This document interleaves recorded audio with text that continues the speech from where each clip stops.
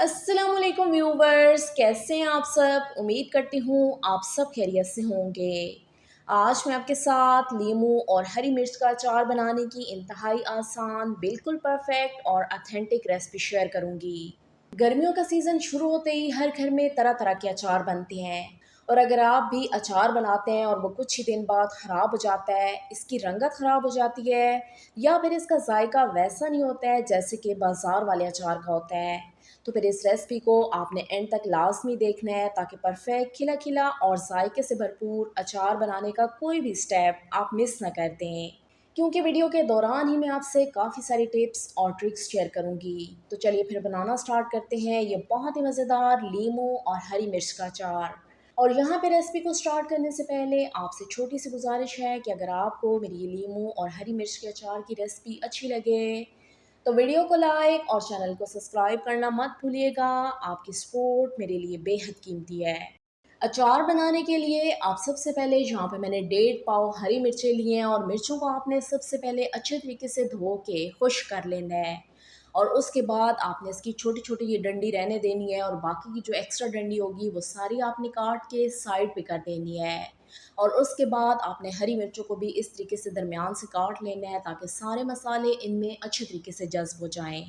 और मिर्ची खरीदते वक्त आपने इस बात का ध्यान रखना है कि आपने जब भी अचार बनाना हो तो आप लाजमी उसके लिए अचारी मिर्चों का इस्तेमाल करें। इसके बाद यहाँ पे मैंने 1 पाव लीमू लिए हैं, तो लीमू को भी सबसे पहले आपने धो के अच्छे तरीके से खुश्क कर लेना है। और खुश्क करने के बाद आपने इनको भी दरमियान से काट के दो पार्ट्स में डिवाइड कर देना है। अब मिक्सिंग करने के लिए यहाँ पे मैंने शीशे का बड़ा बोल लिया है, और इसके बाद अब मैं इसमें एक एक करके लीमू और हरी मिर्चें शामिल कर दूंगी।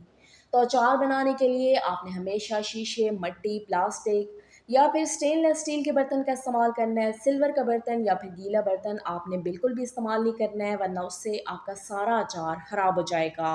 अब दोनों सब्जियों को बोल में शामिल करने के बाद सबसे पहले मैं इसमें 2 टेबल स्पून नमक शामिल कर दूंगी, और इसके बाद मैं इसमें 2 टेबल स्पून ही हल्दी भी शामिल कर दूंगी। तो इस स्टेज पे अगर आप इसमें हल्दी शामिल करेंगे तो उससे अचार की शेल्फ लाइफ बढ़ जाएगी, अचार लंबे अरसे तक महफूज रहेगा और इसकी रंगत भी माशाल्लाह से बहुत ही अच्छी होगी। तो बस अब आपने सारी चीज़ों को अच्छे तरीके से मिक्स करना है, और मिक्स करने के लिए भी आपने बिल्कुल खुश्क चम्मच का इस्तेमाल करना है। गीले चम्मच का इस्तेमाल आपने बिल्कुल नहीं करना है, वरना उससे भी आपका अचार ख़राब हो जाएगा। लीमू और हरी मिर्चों को अच्छे तरीके से ऊपर नीचे पलट के आप नमक और हल्दी के साथ अच्छे तरीके से मिक्स कर लें। तो देखिए व्यूवर्स, यहाँ पे मैंने सारी चीज़ों को अच्छे तरीके से मिक्स कर लिया है। तो अब आपने बोल को कवर कर देना है, और अचार को आपने 8 से 10 घंटे के लिए रेस्ट पे रखना है। तो इससे सब्जियों के अंदर जितना भी पानी होगा वो सारा इसमें से निकल जाएगा, और लीमू और हरी मिर्चें भी यहाँ पे काफ़ी हद तक गल जाएंगे। 8 घंटे हो चुके हैं अचार को रेस्ट पे रखे हुए। तो देखिए व्यूवर्स, सब्जियों ने यहाँ पे काफ़ी सारा पानी छोड़ दिया है। तो अब हम इसको स्टेन करेंगे, और स्टेन करने के लिए यहाँ पे मैंने प्लास्टिक की टोकरी ली है। तो आपने भी प्लास्टिक के ही बर्तन का इस्तेमाल करना है, सिल्वर या फिर स्टील का बर्तन आपने बिल्कुल भी इस्तेमाल नहीं करना है।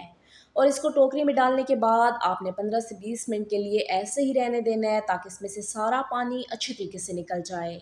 तो अचार को रेस्ट पे रखने का ये फ़ायदा होता है कि सब्जियां भी यहाँ पे काफ़ी हद तक गल जाती हैं, और इनमें जो एक्स्ट्रा पानी होता है वो भी सारा निकल जाता है। तो अचार फिर बिल्कुल भी ख़राब नहीं होता है। सब्जियों को अच्छे तरीके से स्टेन करने के बाद अब मैं आपको सारे मसालों की डिटेल बता देती हूँ। तो मसालों में सबसे पहले यहाँ पे मैंने 1/2 टेबल स्पून कलौंजी ली है।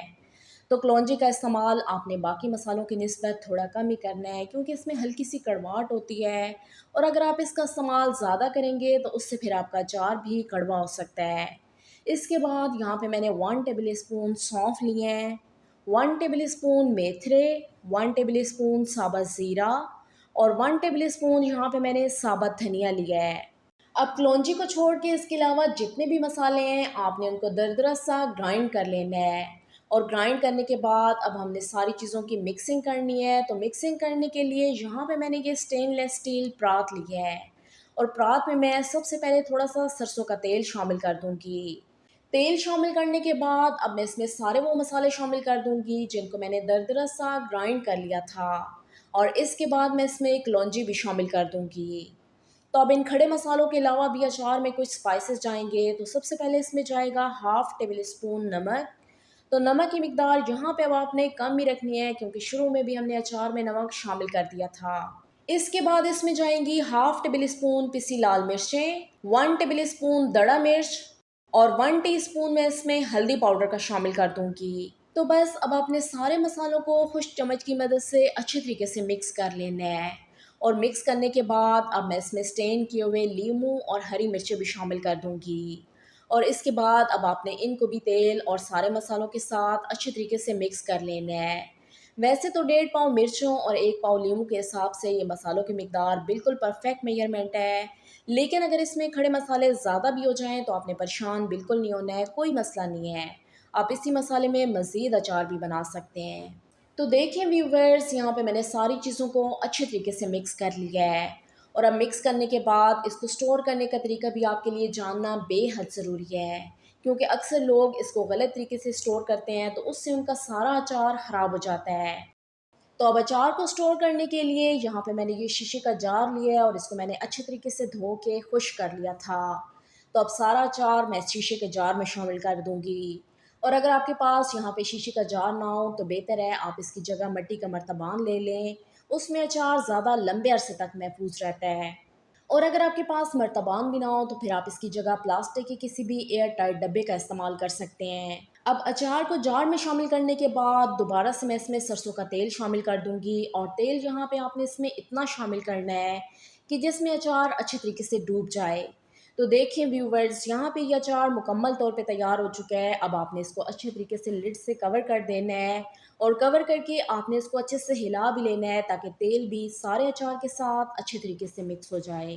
तो बस अब आपने 2 दिन के लिए अचार को ऐसे ही छोड़ देना है ताकि लीमू और हरी मिर्चें अच्छे तरीके से गल जाएं। और यहाँ पे एक ज़रूरी काम जो आपने करना है कि अचार को आपने सुबह शाम एक दफ़ा अच्छे से हिला लेना है ताकि तेल सब्जियों के साथ अच्छे तरीके से मिक्स होता रहे और अचार पे फंगस ना आए। और 2 दिन के बाद मैं आपको चेक भी करवाऊंगी कि यहाँ पे अचार की क्या सिचुएशन है। 2 दिन के लिए मैंने अचार को गलने के लिए छोड़ दिया था। तो देखें व्यूवर्स, यहाँ पे अब ये अचार इस्तेमाल के लिए मुकम्मल तौर पे तैयार हो चुका है।